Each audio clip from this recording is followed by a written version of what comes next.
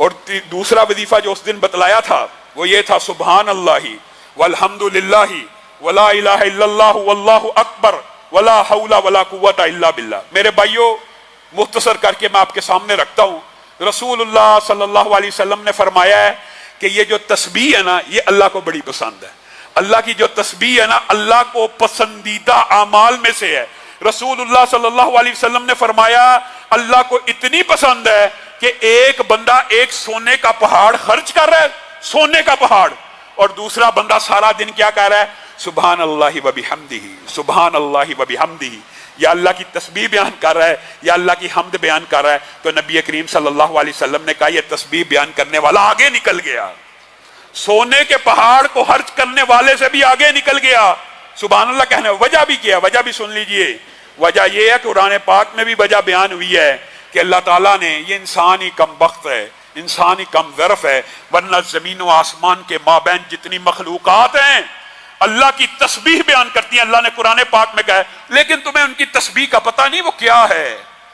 اور اگر انسان غور و فکر کرنے والا ہو نا، انسان کو وہ مخلوقات کی اطاعت اور تسبیح بھی مل جائے گی، مل سکتی ہے، ایک اندازہ تو لگایا جا سکتا ہے۔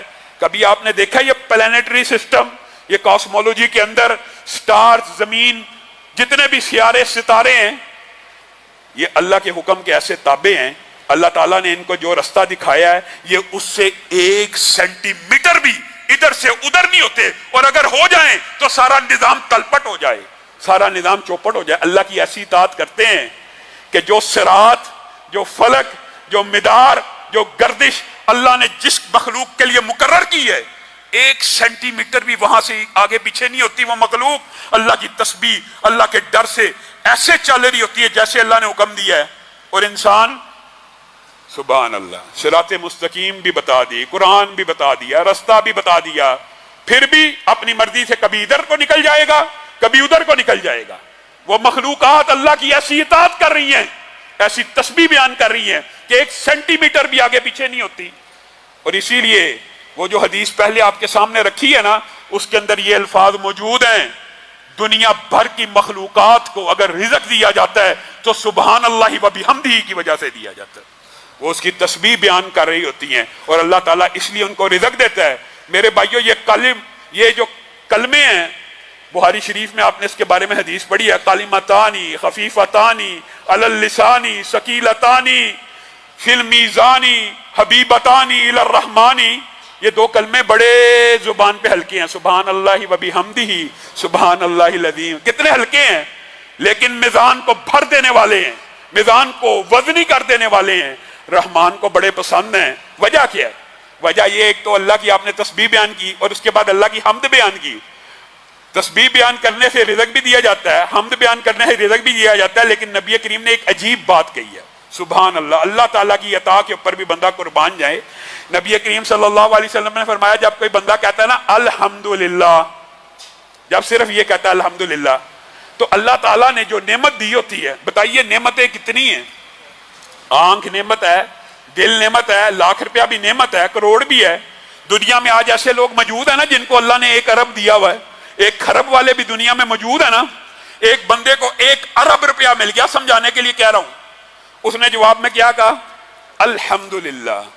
اللہ تعالیٰ نے یہ جملہ اتنا پسند کیا، اللہ نے کہا یہ جو الحمدللہ ہے یہ میرے عطا کردہ 1 ارب سے بہتر ہے۔ یہ صحیح حدیث کے الفاظ ہیں کہ جب کوئی بندہ اللہ کی کسی نعمت پہ الحمدللہ کہہ دیتا ہے تو اللہ ایسے بڑھ کے قبول کرتا ہے اور کہہ دیتا ہے، نوید سنا دی جاتی ہے جو نعمت عطا کی نا وہ اس سے ہلکی ہے۔ اللہ اکبر۔ حالانکہ دیکھیے آنکھ کی نعمت انسان کو کتنی بڑی لگتی ہے، انسان سوچے اللہ آنکھ کا شکریہ ادا کرتا ہوں الحمدللہ، اب یہ الحمدللہ آنکھ کی عطا کردہ نعمت سے باری ہو گیا۔ اللہ کی مرضی ہے، اللہ کی عطا ہے، یہ اللہ کی دین ہے۔ آپ اور میں اللہ کا شکریہ ادا نہیں کرنا چاہتے؟ وہ رب اتنا رحمان ہے، وہ بندوں کو چاہتا ہے بندے جہنم میں چلے جائیں، عذاب بھگتیں۔ جب ماں نہیں چاہتی کہ میرا بیٹا آگ میں جل جائے، رب کیسے چاہے گا؟ رب نے یہ بہانے بنائے ہوئے ہیں۔ رمضان کا موسم اسی کام کے لیے آیا ہے کہ کم از کم اس میں ثواب کے وہ طریقے اختیار کر لیے جائیں۔ اور ام ہانی کی حدیث ہے، انشاءاللہ اسی وظیفے پہ بات ختم کریں گے، اگلا وظیفہ انشاءاللہ اگلے درس میں بیان کریں گے یہ جو سبحان اللہ والحمدللہ ولا الہ الا اللہ واللہ اکبر ولا حول ولا قوت الا باللہ آپ کو اس دن بتایا تھا 100 مرتبہ پڑھنا ہے، پڑھے ہیں کہ نہیں پڑھے؟ ان 10 دنوں میں پڑھنا ہے اور اپنی زندگی کے اندر اس کو جاری و ساری رکھنا ہے۔ اس کا اکیلے کا اجر و ثواب ام ہانی کی اور دوسری حدیث کو اکٹھا بیان کرتا ہوں، وقت تیزی سے گزر رہا ہے، وہ یہ ہے کہ جو 100 مرتبہ ان کلمات کو ادا کرتا ہے، نمبر 1 اس نے 100 قلادہ پہنے ہوئے اونٹوں کو زندہ کو اللہ کی بارگاہ میں دے دیا، نمبر 1 بات۔ نمبر دوسری بات، جو 100 مرتبہ پڑھتا ہے اس نے 100 زین پوش گھوڑوں کو اللہ کے راستے میں جہاد پہ دے دیا، اور جو 100 مرتبہ ان کو پڑھتا ہے اس نے بیت اللہ میں 100 اونٹ ذبح کر کے اللہ کی بارگاہ میں تقسیم کر دیے۔ اور تیسرے الفاظ ام ہانی کی حدیث میں ایسے ہیں کہ یہ تو ایسا عمل ہے کہ زمین و آسمان کا خلا 100 مرتبہ پڑھنے سے بھر جاتا ہے۔ اور اس وظیفے کے اندر ایک چیز آپ کو بتائی تھی، سبحان اللہ والحمدللہ ولا الہ الا اللہ واللہ اکبر ولا حول ولا قوت الا باللہ۔ اور نبی کریم جب معراج کی رات گئے ہیں نا آسمان پہ، تو ابراہیم نے 2 باتیں بتائی ہیں، ایک یہ کہا تسبیح اور تحمید سے جنت میں پودے لگتے ہیں، اور دوسری بات کیا کہی تھی؟ لا حول ولا قوت الا باللہ، جنت میں کھجور کا ایک پودا ہے، اپنے امتیوں کو بتا دینا جنت بہت خوبصورت ہے، لیکن اس کی کاشت کس نے کرنی ہے؟ میں نے اور آپ نے۔ اس کی کاشت بھی میں نے اور آپ نے کرنی ہے، اس میں محلات میں نے اور آپ نے تعمیر کرنے ہیں، ہمارے اعمال سے محل قائم ہوتے ہیں، ہماری تسبیحات پڑھنے سے وہاں پہ پودے لگتے ہیں۔ تو لا حول ولا قوت الا باللہ، ایک تو ہمارے باپ ابراہیم نے ہم تک یہ پیغام پہنچایا، لا حول ولا قوت الا باللہ ایک مرتبہ بھی بندہ پڑھے گا تو جنت میں ایک پودا لگ جائے گا۔ اور اس کا ایک فائدہ میں آپ کو بتاتا ہوں، رسول اللہ صلی اللہ علیہ وسلم نے جنت کے دروازوں کے مختلف ناموں کا ذکر آیا ہے، آپ کو پتہ ہے جنت کا ایک دروازہ ہے جس کا نام لا حول ولا قوت الا باللہ ہے۔ کس کو ملے گا؟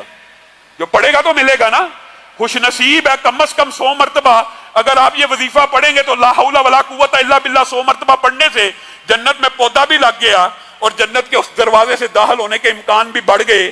اور نبی کریم صلی اللہ علیہ وسلم نے فرمایا لا حول ولا قوت الا باللہ صرف جنت کا دروازہ نہیں ہے، جنت کا ایک خزانہ بھی ہے۔ لا حول ولا قوت الا باللہ پڑھو گے وہ خزانہ بھی مل جائے گا، یہاں سے تیاری کرو گے۔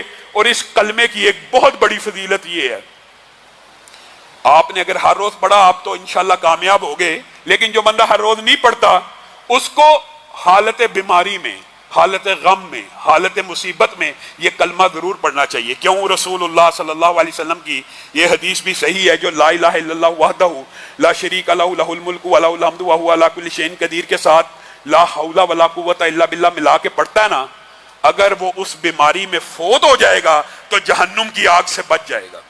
اور لا حول ولا قوت الا باللہ 100 سے زائد بیماریوں کا علاج ہے، جس میں سے سب سے چھوٹی بیماری دل کی ہے۔ آپ بتائیے، دل کی بیماری کو ہم سب سے بڑا سمجھتے ہیں، آپ لا حول ولا قوت الا باللہ کثرت سے پڑھا کیجئے۔ بلکہ یہ 2 وظیفے، ان کے آج چند فضائل آپ کے سامنے رکھے ہیں، یہ آپ نے اپنی زندگی میں ہر روز 100 مرتبہ، ایک تو یہ تھا کہ آخری 10 دن پڑھنے ہیں اور ان 10 دنوں کے بعد اپنی زندگی کا حصہ بنا لینے ہیں۔ سبحان ربک رب العزت عما یصفون وسلام علی المرسلین والحمد للہ رب العالمین۔